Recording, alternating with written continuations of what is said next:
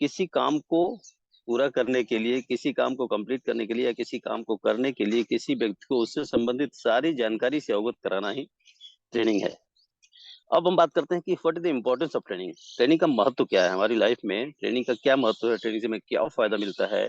तो सबसे पहली बात तो मैं यहाँ मेंशन करना चाहूंगा वो ये है कि training reduces the learning time.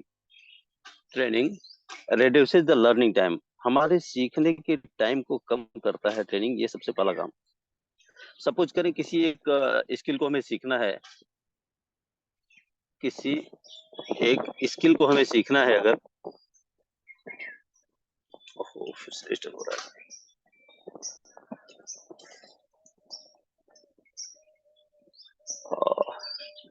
बोलिए सर, बोलिए। आवाज आ रही है सर? या सर आ रही है, ओके ओके। तो इम्पोर्टेंस ऑफ ट्रेनिंग में हम सबसे पहले मेंशन करना चाहेंगे कि training reduces the learning time, हमारे सीखने के समय को कम करता है। सपोज करिए कोई स्किल को हमें सीखना है, कोई बुक पढ़ करके अगर सीखना है तो उस बुक को हम परचेज करेंगे, पढ़ेंगे। एक बार पढ़ने से वो स्किल या पूरी बातें हमें समझ नहीं आएगी, 2 बार पढ़ेंगे, 3 बार पढ़ेंगे, 10 बार पढ़ेंगे, तो इसमें हमारा क्या होगा, टाइम जाएगा। इसमें हमारा टाइम जाएगा और महीनों टाइम जा सकता है, सालों टाइम जा सकता है, काफी कुछ टाइम जा सकता है। लेकिन उसी स्किल को एक ट्रेंड पर्सनालिटी हमें आती है और कुछ घंटों में सिखा के जाती है।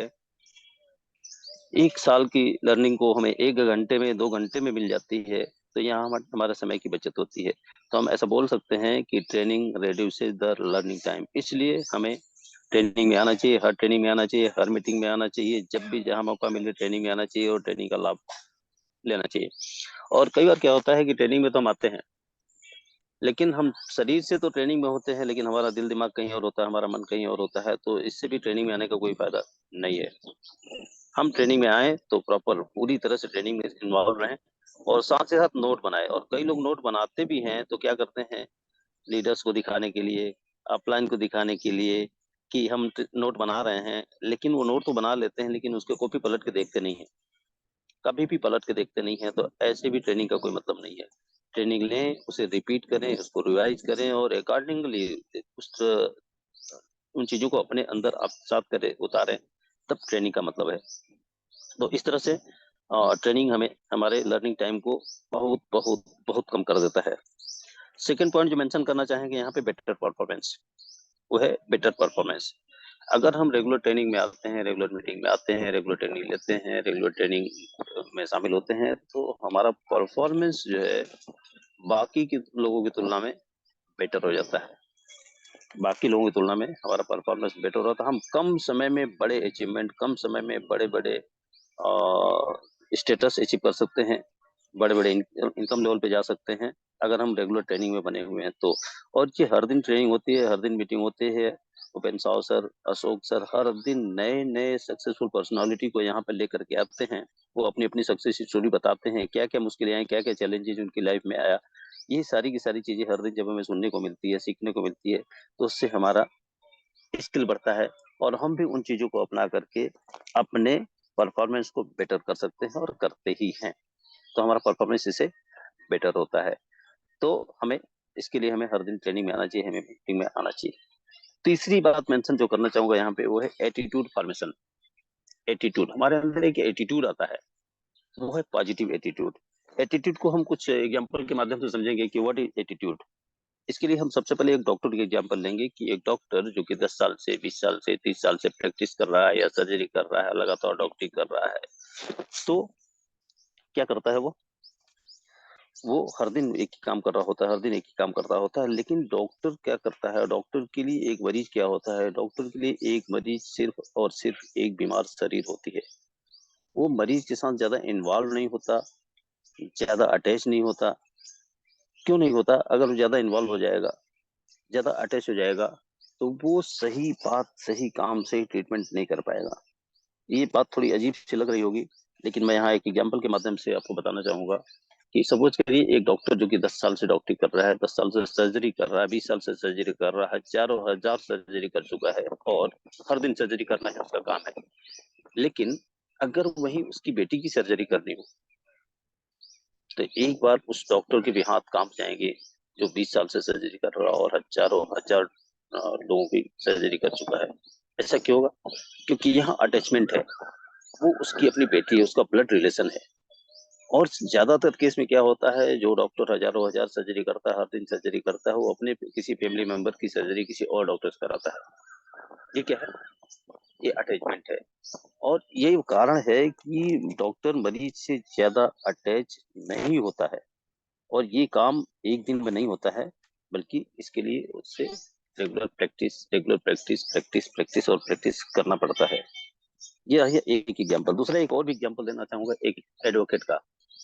एक एडवोकेट जिसके पास कोई भी क्लाइंट आता है, चाहे वो मर्डर करके आता है, चाहे कोई भी क्राइम करके आता है, उस वकील को पता होता है कि ये क्रिमिनल है, ये सामने वाला व्यक्ति क्रिमिनल है। लेकिन उसकी रिस्पॉन्सिबिलिटी क्या है, उसका काम क्या है, उसका जॉब क्या है, उसकी ड्यूटी क्या है, उसकी मोरल रिस्पॉन्सिबिलिटी क्या है, कि भले ही से वो अपराधी हो, भले से ही वो मर्डर करके आया हो, बट उससे बचाना उसकी प्राथमिकता। और कई बार हमें लगता है, लोगों को लगता है कि यार ये तो बहुत खराब वकील है, ये तो बहुत गलत वकील है, ये तो मुजरिम को, क्रिमिनल को बचाने का काम करता है। लेकिन ये उसकी मोरल रिस्पॉन्सिबिलिटी है। अगर कोई व्यक्ति मर्डर करके भी उसके पास आया है, तो उसे बचाना उसका काम होता है, और वो करता है। और ये कैसे होता है? ये एक एटीट्यूड है, एक वकील का एटीट्यूड है। और ये एटीट्यूड भी उसके अंदर एक दिन में नहीं आता है, बल्कि धीरे धीरे धीरे धीरे धीरे धीरे करके आता है। उसको अपने अंदर ये एटीट्यूड डेवलप करना पड़ता है।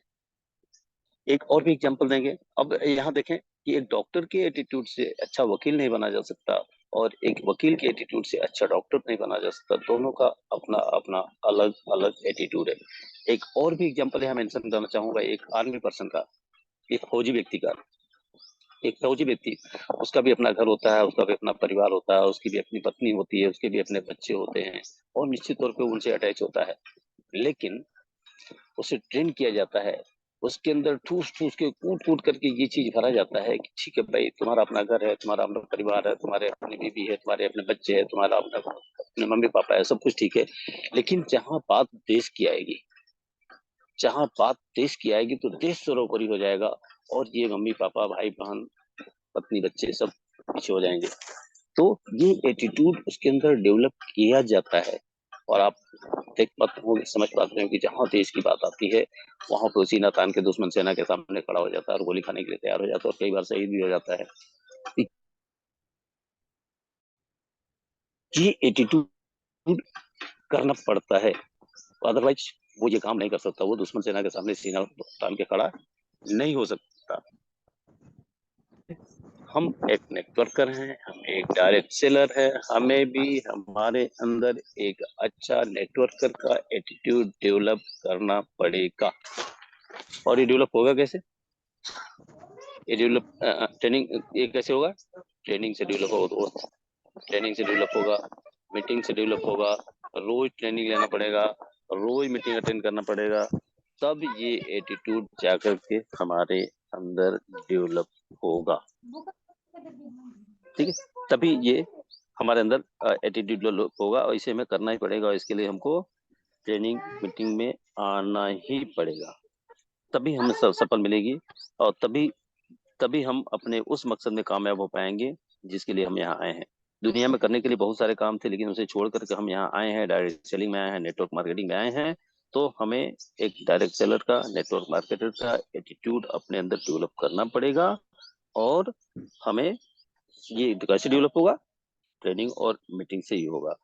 और फायदा क्या होता है ट्रेनिंग और मीटिंग का, ट्रेनिंग लेने का?